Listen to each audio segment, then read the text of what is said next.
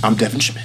And I'm Tommy Evans. We're from DROIDS Recording Studio. And look, it's 2020. Guitar plugins have never been easier to use or as good sounding as they are now. You ain't gotta do shit to get a good tone. In a world full of JSTs, TSEs, DSPs, ABCs, 1, 2, 3s, STLs, there's one question on everybody's mind. And that, of course, is, does Pod Farm still matter?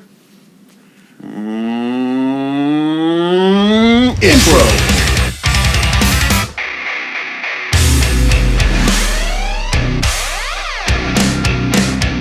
We are audio engineers that specialize in heavy music, and we make videos about the recording and the mixing process of that. If this is something that you're into, that's awesome. Thank you. Hit the subscribe button and tap that little bell icon so that you get notified every time we post something new. Today we're diving into Pod Farm. We took an existing mix from one of our good friends in the band Fighting the Phoenix. Link in the low end.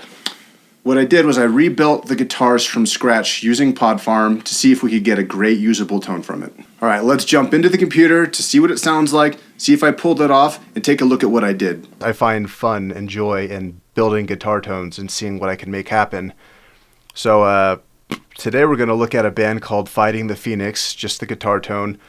They're a local band here in Colorado Springs. They've been doing great things. I've been working with them for a long time. And we're just going to listen to a section here. And actually, I did not use this guitar tone on this song or this album, but I just wanted to show, in my opinion, how easy Pod Farm is and how quickly you can get something good. So, like I said, I didn't use this tone on the album, but I built this one in less than 10 minutes, just like half an hour ago. So here's kind of what it sounds like.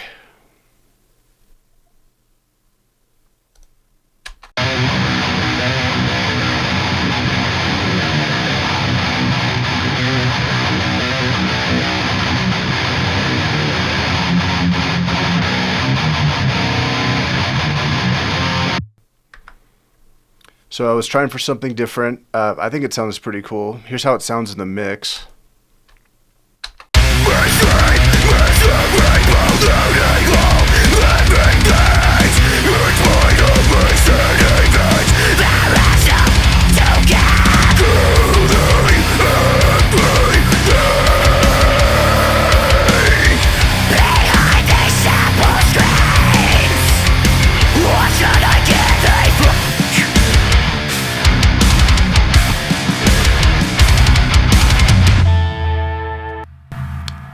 Okay, so that's kind of what's going on here. I think it sounds pretty good for just a quick, 5-10 minute tone using Pod Farm.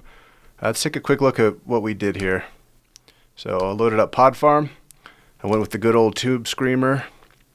Used the big bottom amp here. The drive's pretty low, it's 65%. I ended up having to bump up the bass quite a bit. Cut some of the mids. Treble and presence are about here. I sent it to a 4x12 tread plate cab on a 57 off-axis mic, and then I used the American Classic because I thought it made it sound a little brighter, a little cleaner. So if we solo, I'll show you that.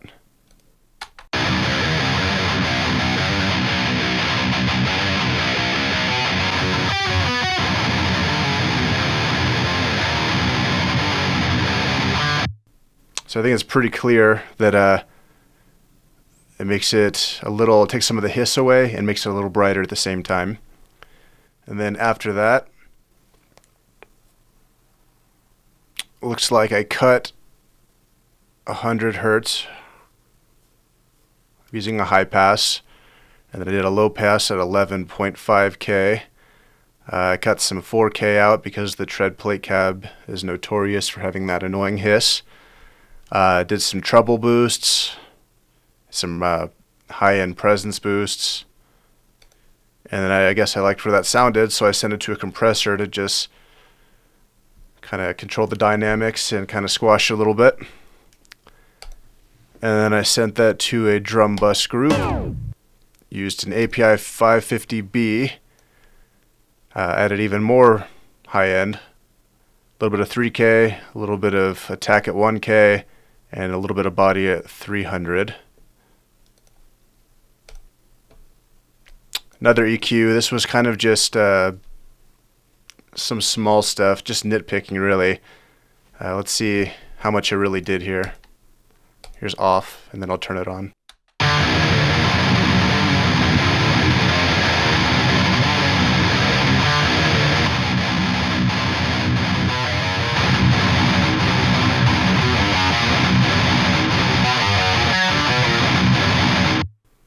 Okay, so it looks like just a ton of little decisions. I probably just swept around, boosted, cut, and made minor decisions. And overall, I think it makes it a little cleaner, a little brighter.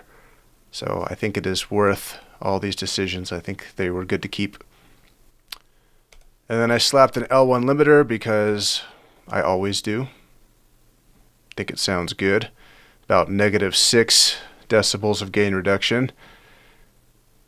And that was all about less than 10 minutes of work. And I think it came out pretty good for just a quick throw together to see if Pod Farm, just some random amp, would work good in this song. And I think it does. I think in the mix it sounds great. Here it is one more time.